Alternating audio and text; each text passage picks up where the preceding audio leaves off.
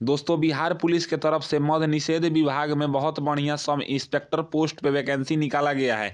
ये वैकेंसी काफ़ी बढ़िया होने वाला है। इस वैकेंसी का पूरा डिटेल्स मैं चर्चा करूंगा। दोस्तों यहाँ पे आप देखिएगा तो बताया गया है ऑनलाइन आवेदन भरने का जो लास्ट डेट है वो 27 मार्च 2025 रखा गया है। यानी कि अगले महीने में 27 तारीख तक फॉर्म भरने का लास्ट डेट रखा गया है। अगर आप यहाँ पे देखिएगा तो पोस्ट का नाम लिखा हुआ है सब इंस्पेक्टर प्रोहिबिटेशन। इसका मतलब होता है मद्य निषेध। यानी कि जैसे जो चीज़ बिहार में बैन है, अगर वो चीज़ बिहार में मतलब मिल रहा है, बिक रहा है, तो उस पर रोक लगाना काम होता है मद्य निषेध विभाग का। अगर हम नीचे बात करें तो आप देख सकते हैं यहाँ पे विज्ञापन संख्या बताया गया है 01/2025। यानी कि ये 2025 की वैकेंसी है। अवर निरीक्षक मद्य निषेध इसमें यहाँ पे बताया गया है। और फिर से यहाँ पे इंग्लिश में पोस्ट का नाम लिखा हुआ है। लेवल 6 का नौकरी होता है, यानी कि 35,400 इसका बेसिक पे होता है। इसमें टोटल 28 पोस्ट पे वैकेंसी निकाला गया है। आपको ये पता होगा कि बिहार पुलिस सब इंस्पेक्टर में ज़्यादा पोस्ट पे बहाली आता है, लेकिन बिहार पुलिस मद्य निषेध में जो है ना कम पोस्ट पे बहाली आता है, क्योंकि ये अभी छोटी फोर्स है, इसमें कम लोगों की ज़रूरत है, इसलिए कम पोस्ट पे बहाली आता है। यहाँ पे अगर आप देखिएगा तो आवेदन स्टार्ट कर दिया जाएगा 27 फरवरी 2025 से। और यहाँ पे 4 नंबर में आवेदन करने के लिए पात्रता के बारे में बताया गया है। यानी कि जो कैंडिडेट्स इस पोस्ट के लिए फॉर्म अप्लाई करना चाहते हैं वो भारत के नागरिक होना चाहिए। और उसके बाद अगर हम शैक्षणिक योग्यता की बात करें तो 1 अगस्त 2024 से पहले आपके पास जो है ना ग्रेजुएशन का डिग्री होना चाहिए। किसी भी विश्वविद्यालय से आपके पास स्नातक परीक्षा जो है ना वो उत्तीर्ण होना चाहिए। स्नातक मतलब होता है ग्रेजुएशन पास आप होने चाहिए।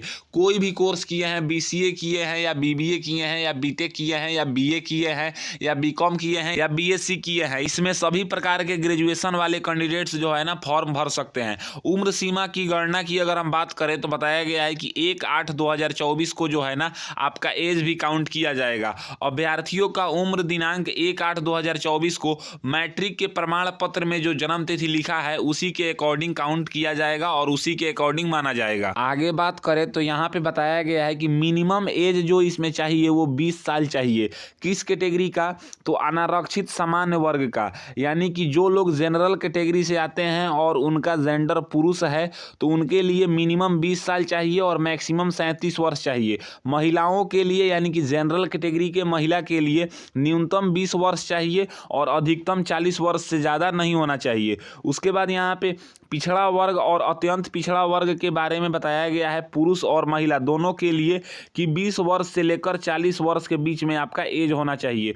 अनुसूचित जाति एवं अनुसूचित जनजाति के बारे में बताया गया है कि 20 साल से लेकर 42 साल से ज़्यादा आपका एज नहीं होना चाहिए, पुरुष और महिलाओं दोनों के लिए। उसके बाद यहाँ पे बोला गया है कि बिहार के वैसे सरकारी सेवक जो उच्चतर वेतनमान की सेवा संवर्ग में जाने के लिए प्रतियोगिता परीक्षा में भाग लेने हेतु अधिकतम उम्र सीमा में जो है ना 5 वर्ष की छूट दी जाएगी। यानी कि जैसे मान लीजिए कि आप जैसे मान लीजिए कि बिहार पुलिस कांस्टेबल में ड्यूटी करते हैं और आपका मन है कि हम बिहार पुलिस सब इंस्पेक्टर का फॉर्म भरें, तो आपका जितना एज चाहिए ना, मान लीजिए कि अगर आपके कैटेगरी में 37 साल तक एज लिया जाता है, अगर आप किसी बिहार सरकार के कर्मचारी हैं तो आपको जो है ना 5 साल और छूट दिया जाएगा। ये बात यहाँ पे बताया गया है। उसके बाद यहाँ पे 4.5 में बताया गया है अभ्यर्थी का शारीरिक मापदंड। इसमें बोला गया है कि ऊंचाई, सीना और वजन के लिए कोई अंक दे नहीं होगा।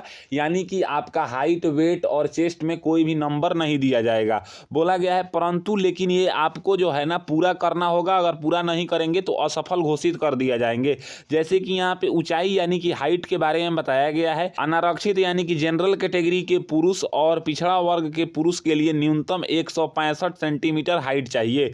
उसके बाद अत्यंत पिछड़ा वर्ग यानी कि EBC के पुरुष के लिए 160 सेंटीमीटर हाइट चाहिए। अनुसूचित जाति और अनुसूचित जनजाति के पुरुष के लिए न्यूनतम 160 सेंटीमीटर हाइट चाहिए। उसके बाद अगर हम आगे बात करें तो सभी कैटेगरी के महिला के लिए न्यूनतम जो है ना 155 सेंटीमीटर हाइट चाहिए। उसके बाद अगर हम सीना की बात करें, चेस्ट जो है वो केवल और केवल पुरुषों के लिए होता है। इसमें महिला का कोई भी चेस्ट का मेजरमेंट नहीं होता है। अगर हम बात करें तो अनारक्षित वर्ग यानी कि जनरल कैटेगरी का, पिछड़ा वर्ग का और अत्यंत पिछड़ा वर्ग के पुरुष के लिए न्यूनतम 81 सेंटीमीटर चेस्ट होना चाहिए और फुलाने के बाद 86 सेंटीमीटर होना चाहिए, यानी कि 5 सेंटीमीटर का गैप आना चाहिए। यहाँ पे आप देखिएगा तो ये बात लिखा हुआ है, फुलाने के बाद सीना में कम से कम 5 सेंटीमीटर का अंतर होना अनिवार्य है।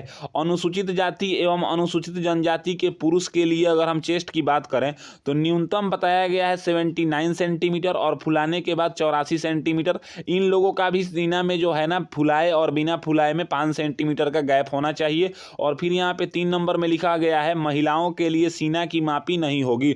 वजन के बारे में अगर हम बात करें तो पुरुष में कोई वजन का क्राइटेरिया नहीं होता है, लेकिन अगर आप महिला हैं तो आपके लिए 48 किलो वजन होना अनिवार्य है। 48 किलो से कम है तो आप डिस्क्वालीफाई मानी जाएंगी। उसके बाद 5 नंबर में नियुक्ति की प्रक्रिया के बारे में बताया गया है कि सबसे पहले लिखित प्रतियोगिता परीक्षा कराया जाएगा। अगर हम लिखित प्रतियोगिता परीक्षा के बारे में बात करें तो प्रथम चरण में प्रारंभिक परीक्षा होगा, यानी कि इसमें जो है ना 2 एग्जाम होता है, एक टायर 1 होता है और एक टायर 2 होता है। टायर 1 बस क्वालिफाइंग नेचर का होता है, टायर 2 से आपका मेरिट बनता है। जो टायर 1 होगा यानी कि प्रारंभिक परीक्षा होगा वो 200 अंकों का होगा, जिसमें 100 प्रश्न पूछा जाएगा और इसमें से मिनिमम 30% अंक आपको पास करने के लिए लाना होगा। 30% से कम अंक जो कैंडिडेट्स लाएंगे वो असफल घोषित माने जाएंगे। 2 घंटे का एग्जाम होगा। उसके बाद बोला गया है कि टायर 1 से जो है ना 20 गुना कैंडिडेट्स को हम बुलाएंगे, यानी कि इसमें 28 पोस्ट पे वैकेंसी है, इसके 20 गुना कैंडिडेट्स को ये टायर 2 यानी कि मेंस एग्जाम में बुलाएंगे। द्वितीय चरण में आपका मुख्य परीक्षा होगा जिसको हम मेंस एग्जामिनेशन बोलते हैं। ये भी आपका 200 नंबर का होगा और 2 घंटे का होगा और 100 क्वेश्चन पूछे जाएंगे। इसमें भी 30% से कम अंक लाने वाले कैंडिडेट असफल माने जाएंगे। उसके बाद यहाँ पे बोला गया है द्वितीय पत्र समान अध्ययन, सामान्य विज्ञान, नागरिक शास्त्र, भारतीय इतिहास, भारतीय भूगोल, गणित एवं मानसिक योग्यता जांच से संबंधित होगा। द्वितीय पत्र का पूर्णांक 200 का होगा, जिसमें प्रश्नों की कुल संख्या 100 होगी एवं परीक्षा की अवधि 2 घंटे की होगी। दोनों चरणों की परीक्षा में प्रत्येक गलत उत्तर के लिए 0.2 नंबर काटे जाएंगे, यानी कि एक सही क्वेश्चन के लिए 2 नंबर दिया जाएगा और एक गलत क्वेश्चन के लिए 0.2 नंबर काट लिया जाएगा। यानी कि अगर हम बात करें तो लगभग आप 10 क्वेश्चन गलत करेंगे तो आपको एक सही क्वेश्चन का नंबर काट लिया जाएगा। मुख्य लिखित परीक्षा के आधार पर रिक्तियों के 6 गुना, यानी कि इसमें 28 पोस्ट पे वैकेंसी है तो उसके 6 गुना कैंडिडेट्स को इन लोग फिजिकल में बुलाएंगे। फिजिकल होगा तृतीय चरण में, यानी कि शारीरिक योग्यता दक्षता परीक्षा। इसमें बताया गया है कि सबसे पहले दौड़ कराया जाएगा। दौड़ जो होगा वो सभी कैटेगरी के पुरुष के लिए 1 माइल यानी कि 1600 मीटर का रनिंग होगा, जिसके लिए आपको 6 मिनट 30 सेकंड का समय दिया जाएगा। अगर आप 6 मिनट 30 सेकंड के बाद रनिंग को पूरा करते हैं तो आप असफल माने जाएंगे। उसके बाद अगर हम आगे बात करें तो सभी कैटेगरी के महिला के लिए बताया गया है कि 1 किलोमीटर का रनिंग होगा, जिसके लिए आपको 6 मिनट का समय दिया जाएगा। 6 मिनट से अधिक समय लेने वाली महिला अभ्यर्थी को असफल घोषित कर दिया जाएगा। उसके बाद ऊंची कूद के बारे में बताया गया है। इसमें बोला गया है कि सभी कैटेगरी के पुरुष के लिए जो है ना न्यूनतम 4 फीट ऊंची कूद करना है, यानी कि हाइट जंप। 4 फीट से कम कूदने वाले पुरुष अभ्यर्थी को असफल घोषित कर दिया जाएगा। उसके बाद महिला के लिए बोला गया है कि सभी कैटेगरी के महिला के लिए न्यूनतम 3 फीट जो है ना आप लोगों को हाई जंप करना होगा। 3 फीट से कम हाई जंप करने वाली महिला अभ्यर्थी को असफल घोषित कर दिया जाएगा। उसके बाद यहाँ पे लंबी कूद के बारे में बताया गया है। बोला गया है कि सभी कैटेगरी के पुरुष के लिए 12 फीट न्यूनतम जो है ना आपको लंबी कूद यानी कि लॉन्ग जंप करना होगा। 12 फीट से कम कूदने वाले जो भी पुरुष अभ्यर्थी हैं उनको ये लोग असफल घोषित कर देंगे। सभी कैटेगरी के महिला के लिए न्यूनतम 9 फीट का लॉन्ग जंप करना होगा। 9 फीट से कम लॉन्ग जंप करने वाली महिला को ये लोग असफल घोषित कर देंगे। उसके बाद आता है गोला फेंक। गोला फेंक में सभी कैटेगरी के पुरुष के लिए 16 पाउंड का न्यूनतम गोला होगा, जो कि आपको 16 फीट फेंकना होगा। 16 फीट से कम गोला फेंकने वाले पुरुष अभ्यर्थी को ये लोग फेल कर देंगे, यानी कि असफल घोषित कर देंगे। उसके बाद महिलाओं के लिए बोला गया है कि 12 पाउंड का गोला होगा, जो कि न्यूनतम 10 फीट फेंकना होगा। 10 फीट से कम गोला फेंकने वाले महिला अभ्यर्थी को ये लोग जो है ना असफल घोषित कर देंगे। उसके बाद यहाँ पे बोला गया है कि नियत समय पुरुष के लिए 6 मिनट 30 सेकंड में रनिंग कंप्लीट करना होगा और महिला को 6 मिनट में अपना 1 किलोमीटर का रनिंग कंप्लीट करना होगा। जो कैंडिडेट्स अपना रनिंग कंप्लीट नहीं करेंगे उनको ऊंची कूद, लंबी कूद, गोला फेंक इन सब में जो है ना नहीं ले जाया जाएगा। यानी कि अगर आप ये सोचिएगा कि हम अगर रनिंग कंप्लीट नहीं करते हैं फिर भी हमसे हाई जंप कराया जाएगा, लॉन्ग जंप कराया जाएगा और गोला फेंकवाया जाएगा, तो ऐसा नहीं है। आपको एग्जाम निकालने के बाद सबसे पहले रनिंग कंप्लीट करना होगा।